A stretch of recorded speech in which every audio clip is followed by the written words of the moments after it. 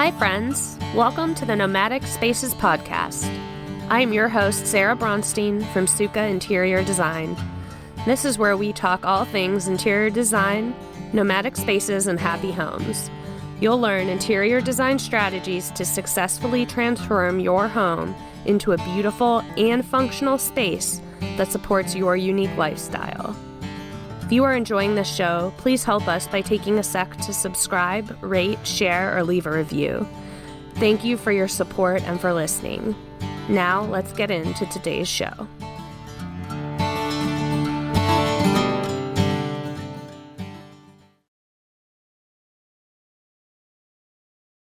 Hi, friends. Thanks for being here. Today, as you could probably tell from the title, we're going to be talking about small space storage solutions. And I'm super excited about today's episode because this topic was actually requested by quite a few of you who kindly responded to one of my Instagram polls a while back. So I appreciate you weighing in there, and I'm excited to share this episode with you, and hopefully it helps you out and gives you some ideas for your own space. Being spring and spring cleaning time, I quickly want to shout out a free resource I have, which I've linked in the show notes. The Desk Refresh Guide is a perfect action step after listening to this episode because it helps tackle a mini space, being the desk, which is less overwhelming and takes less time than some other larger rooms or other spaces. And my hope is that after completing the desk refresh, you'll be inspired to tackle other spaces using the same steps, maybe even a scary closet, who knows? But now is the time of year. And that is, like I said, linked in the show notes to download as a free resource. So back to today's episode. Just want to note the battle against clutter is difficult in any size home, but it's particularly challenging in small spaces like tiny homes or studios. Finding storage solutions in these spaces is more challenging because the square footage often prevents the usual go-to solutions like building out additional closet space or built-in shelving or bringing in furniture. In small spaces, we have to be super creative and mindful, not only about what comes into the space, but also how we use, store, and display those items. And this is a friendly reminder before we get into it, is much of the content in this podcast is geared around small spaces. However, it's totally applicable in homes of any size, especially if you want to attribute it to a small space within a space like a closet or office or bedroom. Let's get into it. So first step is to actually go through what you have and discard. So step one is discard. This is super important that we, from time to time, reevaluate our belongings and only keep what we need and love. I'm pretty minimalist, and I'm always surprised when I go through things how much I have that I don't really use or even like, and I have it for some weird, different reasons, and how much I'm able to just kind of let go when I go through evaluating everything at once. And the reason that we do this process first is that so we actually know what we need, what we want, what we're actually keeping. And then we can figure out from there what kind of storage we need. I'm going to read a quote from Marie Kondo that I think might be helpful, especially if you're looking at discarding things that might have sentimental value. And the quote is, "The important thing is not deciding what to discard, but rather what you want to keep in your life." Couple notes. In this phase of discard, we shouldn't even be worried about storage solutions and what's going to go where. We really just want to keep the things that we need and want and get rid of the rest. Another suggestion is to go through things by category, not by location. So if you keep, say, some of your boots and shoes and jackets in a downstairs closet and the rest of your shoes and clothes in an upstairs closet, that sort of thing. You'll want to make sure to combine all of your jackets, all of your shoes, and go through them by category. And honestly, this process of discarding could be its own post. So I don't want to go so far into it, but I highly recommend Marie Kondo's first book, which is The Life-Changing Magic of Tidying Up. My process has a lot of similarities to hers. A few differences, but if you're looking for an in-depth kind of helpful guide about how to go through, especially if you have a big space, can be really overwhelming. Her book does a great job of making it feel manageable. So I recommend checking that out. And I'm also going to link just a cheat sheet. Those of you who want to just kind of get into it real quick and don't want to take the time to read a whole book, I'm going to put a little cheat sheet from it that I think you'll find helpful if you just want to glance that over before you start this process. And then just a few benefits of this process, going through your things, discarding things. It's going to make daily life more manageable, less maintenance, less cleaning. You're going to feel lighter and happier and calmer knowing where things are. You're going to save time and frustration looking for things. You're going to save money buying things accidentally that you actually already had. Again, I live in a tiny house. I'm pretty minimalist, and I often do this, buying something and then finding that I had one already.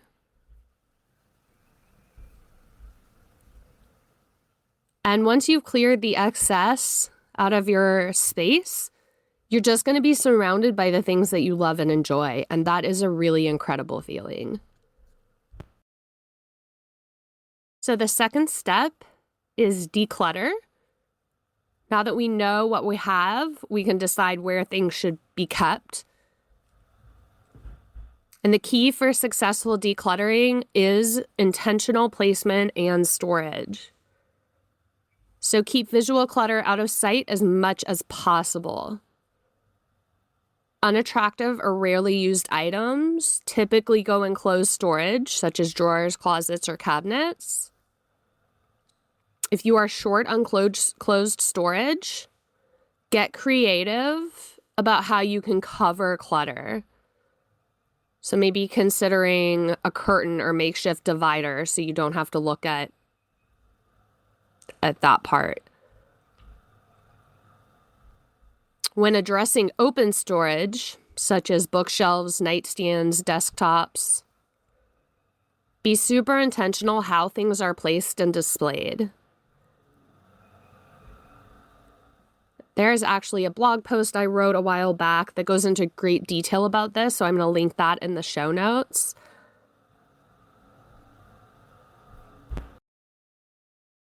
Three is consider hidden storage.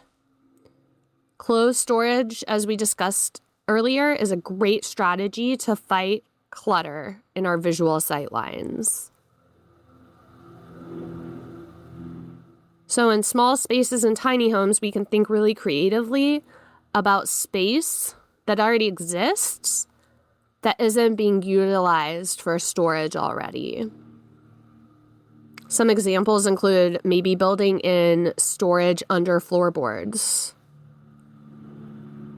Another example is I saw, it might have been on Instagram or Pinterest, but a schoolie, so a school bus conversion, that had a beautiful wood beam running down the center ceiling. And what looked like a decorative accent actually had little hidden sliding doors that open in the front and in the back with room to stick books and, not a huge amount of space. It is a hollowed out beam, but the just genius use of getting a really unique visual feature while also providing additional storage. Storage solution number 4 is consider multi-use furniture. This can be often, I find, working with folks either renovating RVs or trailers or building out new tiny homes. It can be a lot better bang for your buck to build out something custom, to work with a carpenter or an interior designer like myself to make some custom pieces. Since square footage is so small, it can be really hard to find, mass-produced furniture from a store that has those exact measured requirements.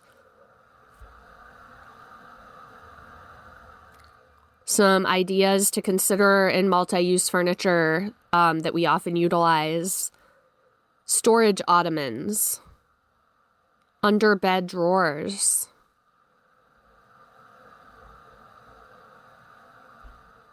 anything that's functional and can add closed or invisible storage to keep things organized and clutter-free is probably worth investing in, especially if you're living in this space full-time. 5 is look for attractive containers. Use attractive or interesting containers to store goods. So for example, I have a cute basket. I think it is from either a vintage or thrift store that I found this summer in the mountains that all of the dog toys go into. And it's the right size that he can get them out. But it's also not an eyesore when all the toys are in there because it looks like, a cute basket.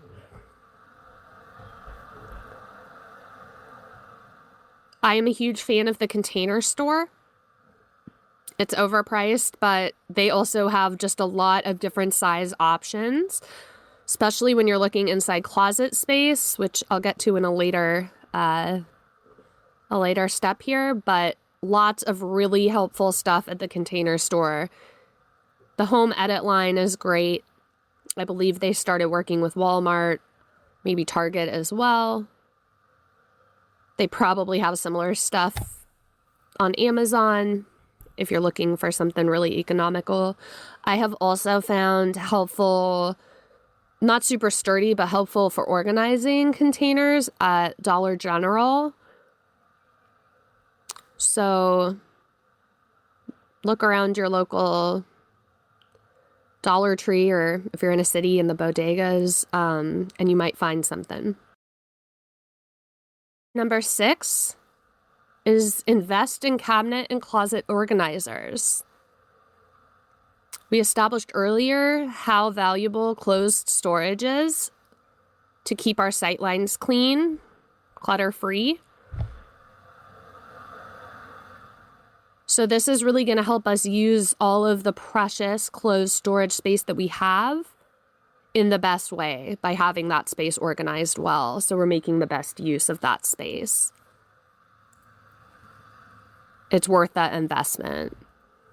As I mentioned earlier, I personally love the Container Store, and my closet is organized primarily with the stackable clothing drawers from the Container Store.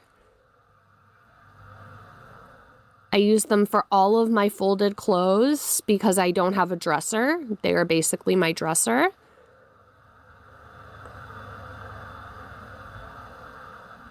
And then I have a small section for my hanging stuff. And I will be doing a closet tour soon. I haven't decided where that will be shared yet, probably somewhere on Instagram. So be sure to follow me at Suka Interior Design over on Instagram if you don't already. Because wherever that tour goes, I will definitely be announcing it there. All right, number 7. Consider using vertical space. Because in tiny homes and small spaces, we can't rely on the traditional solutions. because of our limited square footage. We have to be really creative about space that goes up. So this means considering shelving, wall hooks, pegboards, and this type of thing. And if you have shelving, maybe us adding hooks to hang coffee cups underneath that shelf, this type of thing. But just getting really creative.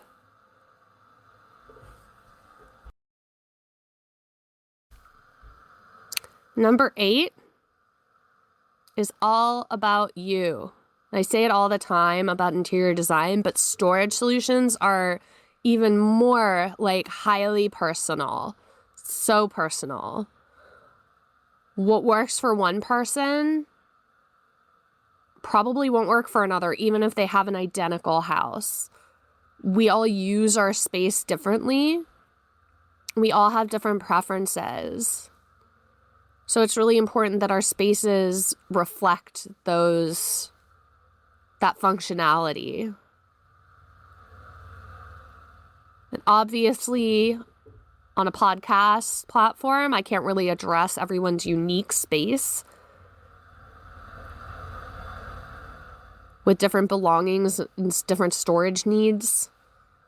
So that's where we'd want to have a one-on-one conversation, which I'd love to do.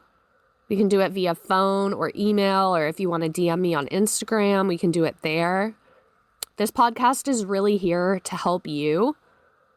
So I would love to discuss your situation and help find solutions, even if that's not working together right now. I probably know someone or have a recommendation that you can take. So please reach out. I also added a link in the show notes for you to schedule a complimentary connection call. Or like I said, feel free to reach out to me via email or Instagram. I've also linked those contact methods in the show notes.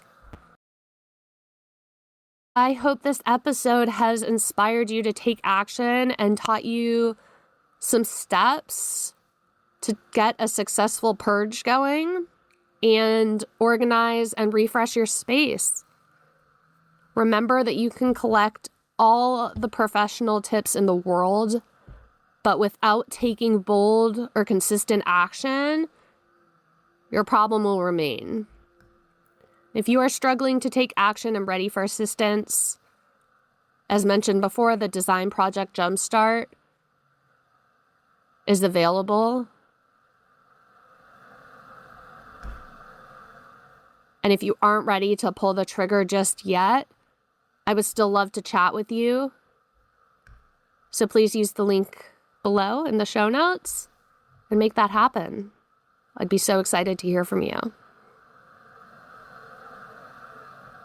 I hope this has been helpful, and I look forward to talking more interior design and tiny houses next week. Till then. Thank you so much for listening. If you have a sec to subscribe, rate, share, or leave a review, that would mean the world.